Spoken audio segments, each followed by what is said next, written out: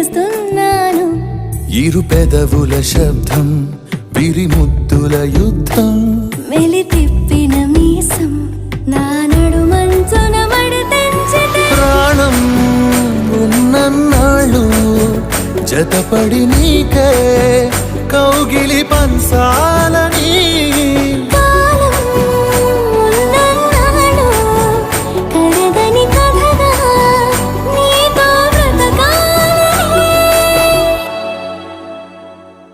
సగమై చెరి సగమై ఇక నువ్వు నేను ఒక జగమై నీ జతగా అడుగేస్తున్నాను.